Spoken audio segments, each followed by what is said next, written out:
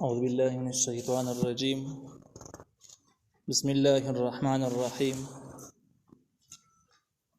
فلما دخلوا على يوسف آوى إليه أبويه وقال ادخلوا مصر إن شاء الله آمنين. سورة يوسف 99 نمبر آیت. د دې 99 نمبر آیت نه اخوا د واقع هغه څه ذکر کیږي چې په کم کې یعقوب علیه السلام د خپل غون خاندان سره د کنعان نه ووتو او د یوسف علیه السلام د خپل مصر د غټې ښاري آبادۍ نه بهر وتلی او استقبال دپاره ولاړو او ملاقات یې وشو. مفسرینو لیکلي دي چې کله په دریم ځل باندې د یوسف علیه السلام رونه مصر ته لاړل او هلته کې یو بل سره یې پېژنګلو وشوله. یوسف علیه السلام چې خپل کمیس کم ورکړی او د کمیس په دوران کې کمی هدیې چې رالیږلي دي مفسرینو لیکلي تقریبا چې 200 اوښان دی رونو ته حواله کړل چې دا ویسئ او دا سامانونه کور ته یې ورسوئ. دې دپاره چې تاسو واپس راتللو کې چې غونډ کسان راځي مصر ته چې مکمل تیاری هغې نه کړی باقي کپړې وي پیزار هر قسم سامانونه پکې وو. نو 200 اوښانو بارونه دا هم دوی ځان سره راوړي و کنعان. دې دپاره چې غونډ خاندان پوره تیاری ونیسي په اسانۍ سره او مصر ته لاړ شي د یوسف علیه السلام سره ملاقات وشي. نو دې پیر چې کله دې تیاری ونیو روان شو د تفسیر ابن کثیر رای قول دا دی چې دې پیره کې دې تقریبا 83 کسان یعقوب علیه السلام خاندان دې پیره له 83 کسان قافله روانه شوله مصر ته. او دویم قول پکې د عبدالله ابن مسعود رضی الله عنه دی هغه وایي چې دا 3 کسانو 93 کسانو د یعقوب علیه السلام خاندان او دا قافله روانه شوله مصر ته داخله شو. د مصر د ښاري د دارالحکومت نه بهر د آبادۍ د حدودو نه بهر یوسف علیه السلام د خپلو مشرانو سره د غټو مشرانو سره چې په دې کې 4,000 سپایان هم شاملو یو شړه کې د استقبال دپاره دوی ولاړو.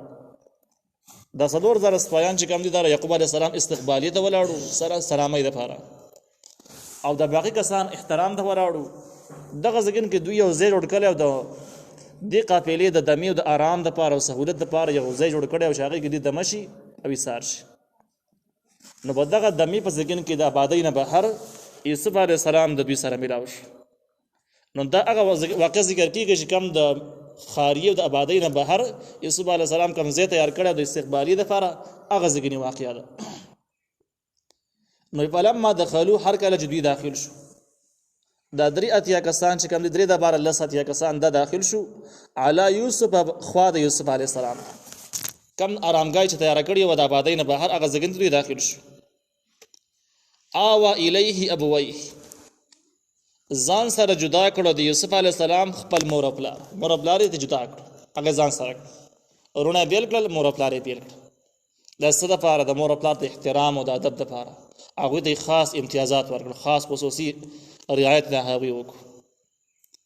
او د دې نه معلومیږي د مخکیني واقعې نه د دې الفاظو نه معلومیږي دا چې د مور او پلار احترام دا فرض عین دی په هر مسلمان باندې.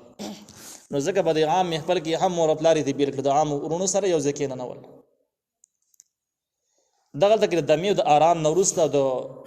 4,000 سپایانو د سلامۍ نه وروسته وقالوا ادخلوا مصر ان شاء الله آمنین ویل یوسف علیه السلام داخل شي مصر یعنی آبادۍ ته دارالخلافې ته ان شاء الله که د الله خوښه و آمنین په امن سره. د دې مطلب دا دی چې تاسو ته څوک غیر ملکیان نشي ویلی. عام طور د ملکونو قانون داسې چې د یو ملک خلک بل ته داخلېږي د ډېرو قوانینو پابند دي او ډېرې قصې ورته متوجه خلک ورته غیر ملکیان په شک په نظر ورته ګوري او واقع چې کم کله سړی بهر ملک ته لاړ شي نو هغه هلته کې ژوند تېرول ډېر عجیبه بدري بل شانته کې ډېر اصول لاندې به بلکل په پرهیز کې به ژوند تېروي. نو یوسف علیه السلام ورته ویل په تاسو ګورې دغه پرهیزونه نشته تاسو خو په امن ژوند تېروئ په تاسو به هېڅ قسم پابندیانې د مصر طرف نه مصر د حکومت طرف نه نشته او دا خبره نه ده که تاسو د کنعان خلک د مصر نه یئ نو تاسو باندې پابندیانې به نه دا خبرې پکې نشته ریښه په خوشحالۍ من داسې خپل علاقه ده. ورفع ابویه علی العرش او چت یې کړ خپل مور او پلار علی العرش په تخت باندې. عرش د بادشاهي تخت ته ویل کېږي. دا دویمه واقعه چې کوم ده په مصر کې دارالخلافه کې دننه راغله کله چې دغه ځای نه دوی دوباره روان شو دغه آرامګاه نه ووتل او دارالخلافې د یوسف علیه السلام کور ته ورسېدل کوم چې د رهایش هلته کې خپل مور او پلار د بادشاهي تخت ته بره وخېژول باقي کې کېنول او ورونه کوز پاتې شو دا هم د مور او پلار د احترام د وجې نه چې د هغوی د هغې احترام په زمانې لازم و فرض و لیکن دې ځای کې یوه خبره ده چې ابویه مور او پلار مخکې من په واقعه کې ویلیم چې د یوسف علیه السلام مور د بنیامین پیدایش کې وفات شوي وه دې ځای کې د مور د کوم ځای کې نه را پیدا شوه څوک مور یې وه دې کې یو قول دا دی چې مور چې خپله مور یې وفات شوې وه نو دغې مور بله خور یې وه د یوسف علیه السلام د خپلې مور نوم راحل وه او دا چې دا بله ده دا دغه مور خور یې ده چې د دې خپلې مور د وفات نه وروسته له دې سره د یعقوب علیه السلام نکاح شوې دا یو تحقیق دا اقوال اکثر کم واقع چې قرآن او حدیث ذکر کړي یا خو یقیني دي خو چې کوم قرآن او حدیث نه دي نقل کړي نو په دې کې بیا اسرائیلي تاریخونو نه فایده پورته شوې ده تورات نه پکې پیدا اخیستل شوې ده او په دې اسرائیلي تاریخونو کې دنه کافي تضاد هم شته دی نو سړی یقین به هم نشي کولی او ټول رد کولی هم نشي کېدای چې پکې صحیح قرآن سره چې ټکراوي بیا به خامخا رد کړي چې قرآن او حدیث سره ټکراو نه نو بیا ممکن نه دي صحیح ممکن نه دي صحیح نه بیانولو کې سباق نشته نو دا تحقیق دار چې دای د مور خور و نو ترور چې کوم د په منځره د مور باندې به د پلار سره نکاح شو نو بیا یې مور شول دغه د وجه نه مور کیږي نو ځکه ابویه مور او پلار ذکر شو لیکن د يهوديانو چې کوم کتابونه لري تاریخي کتابونه د يهودو د علماو يهوديان به خبره باندې کلک دي چې د یوسف علی السلام مور پات شوی نه و او خپل مور ژوندۍ و بیا دغه تحقیق چې کوم دی تفسیر قرطبی ذکر کړی دی تفسیر ابن کثیر هم ذکر کړی دی چې په دې باندې کلک دلیل نشته چې مور یو پات شو کلک دلیل پې نشته لیکن د دې په ژوند باندې هم کلک دلیل نشته چې ژوندۍ و بس دا یو داسې خبره ده چې قرآن او حدیث پکې بحث نه دی کړی همداسې پاتې شوې ده لنډه دا یا به خپله مور وه لکه څنګه چې د یهودیانو رایې ده او یا به میرنۍ مور وه لکه څنګه چې د عامو علماو رایې ده نو په دغه دواړو طریقو باندې ابویه مور او پلار ویل صحیح دي که خبره نه راځي د بادشاهي تخت بره وخېژول دا په مصر کې دننه د یوسف علیه السلام په کور کې وخروا له سجدا او پرېوتل دا ټول یعنی د یوسف علیه السلام ورونه مور او پلار ټول له د یوسف علیه السلام د سجدن په سجده باندې یعنی یوسف علیه السلام طرف ته سجده وکړه اوس دې ځکه کې باس دا د آیا دا سجده به جایز وکړي جایز بناوه ځینې علما یې معنا دا کړل چې وخروا له سجدا دا ټول پرېوتل په مخ کې د یوسف علیه السلام په سجده باندې یوسف علیه السلام ته سجده نه کوله خو یوسف علیه السلام موجود او دوی د شکر سجده کوله الله ته سجده کوله د شکر په سجده باندې پرېوتل د ځینې علماو رایې ده لیکن صحیح خبره دا ده چې سجده د احترام او تعظیم په مخکینی شریعتونو کې جایز و لکه څنګه چې مخکینی امتونو کې شریعتونو کې تصویر جوړول جایز و په دې امت کې حرام دي دغه شان په مخکینی امتونو کې تعظیم د پاره چاته راښکته کېدل سجده کول دا جایز ځینې علماو یې کیفیت هم ذکر کړل چې سر چې دغه راښکته شي دواړه لاسونه به جوړه کړي د مخکینی شریعتونو خبره او دا جایز په هغه زمانه کې نو دا ټول کسان چې کوم دین یوسف علیه السلام ته د احترام سجده وکړه او په هغه شریعتونو کې جایز ورڅ خبره پکې پاتې نشوله په دې شرط کې په اتفاق د ټولو علماو سره دا شرک ته ناجایز او دې باره کې ډیر زیات روایت شته یو روایت په دې کې د انس بن مالک رضی الله عنه ته منسوب روایت دی چې کله هغه یمن ته لاړ او یمن کې عیسایان ولدل چې هغه خپل مشران ته سجدې کولې دی واپس راغی نبی علیہ السلام ته واقعا بیان نبی علیہ السلام دې منع کړ زموږ شریعت کې دا منع دي ناجایز دي دغه مذهب کې شته زموږ مذهب کې نشته سلمان فارسی رضی الله عنه هم دغه شانته کې وکړه او نبی علیہ السلام دا منع کو چې یا سلمان په دې شریعت کې سجده کول غیر الله ته منع دي سجده هغه ذات ته کوي چې همیشه ژوندې دی همیشه به ژوندې هغه ذات ته سجده کوي ما ته سجده مکو د ذات سجدې لپاره نه یم زما لپاره جایز نه دي او که سجده غیر الله ته جایز وي نو بیا به خزو باندې به لازم وي چې خاوندان ته کوله د احترام لپاره لیکن په دې شریعت کې د احترام او تعظیم سجده منع ده هغه زمانه کې جایز و نو په دې کې سوال پاتې نشو وقال اول یوسف علیہ السلام یا ابتی اے پلارا هذا تأویل رؤیایا من قبل دا تعبیر د خوب زما دی چې مخکې ما لیدلی په وړوکوالي کې دا وایي هغه خوب تعبیر شو. مخکې موږ د دې بحث کړی. نو دې ټایم کې د یوسف علیه السلام عاجزي او هغه خاکساري ذکر کېږي چې یوسف علیه السلام په ډګه کې هېڅ قسم غرور تکبر اندازه نه پیدا نه شو، بلکې ویې ویل چې دا هغه تعبیر ده چې په ماشوموالي کې ما لیدلی و، دا د الله تعالی اسماني فیصله وه، زما پکې هېڅ دخل نشته، زه نه غټ یم نه وړوکی یم، بلکې دا د الله تعالی نظام دی، بس چلېږي، د الله تعالی حکم دی. قد جعلها ربي حقا، یقینا وګرځاو دی خوب لره رب زما حقا رښتونه، یعنی تعبیر یې راووته، نتیجه راووتله. د دې د یوسف علیه السلام د دې وینا نه معلومیږي دا چې کله خوب او تعبیر منځ کې ډېره زمانه هم تېرېدی شي، ځکه یوسف علیه السلام چې کله کوهي ته غورځولی کېدو دا د 7 کالو، کله چې مصر باندې حکمران شو نو بیا او کله چې په قافله باندې خرج شو مصر ته ورسېدو او دوباره اوس د یعقوب علیه السلام ملاقات کېږي، نو دې منځ کې 40 کال تېر شوي دي. داسې ووایي چې تقریبا 40 کالونو زیات عمر په دې منځ کې تېر شوی و د خوب او د تعبیر په منځ کې. نو ځینې خوبونه داسې چې تعبیر یې ډېر په قلاره باندې هم راوځي. وقد احسن بي، او یقینا الله تعالی احسان کړی دی زما سره، اذ په هغه وخت کې اخرجنی من السجن چې زه راویستلم د جیل، وجاء بكم من البدو، او تاسو یې راوستلی ما ته د کلو نه، بدو باندو ته ویل کېږي، کلي ته ویل کېږي، او د دې متضاد خاریه راځي. من بعد ان نزغ الشیطان بیني وبین اخوتي، وروسته د هغې نه چې دشمنی پیدا کړي و شیطان زما په منځ کې، زما د ورونو په منځ کې. ان ربي، یقینا رب زما لطیف لما یشاء، باریک تدبیر کوونکی دی د هغه کارونو چې کوم اراده کړي، کوم یې خوښي، باریک تدبیر یې ولا جوړ کړي هغې لپاره. یوسف علیه السلام د حکومت ورکړي پیغمبري، نو د کوم ځای نه خبر روانه شوله او کوم ځای ته باندې ودرېدله، دا وروسته باریک تدبیر د چا په ذهن کې نه راته الله تعالی جوړ کړو، او وروسته د هر کار دپاره چې کوم کار الله تعالی کوي د داسې ځای نه ول تدبیر جوړ کړي د چا په خیال کې نه راځي، باریک تدبیر. انه یقینا د الله هو العلیم الحکیم، دا پوه او حکمت والا دی.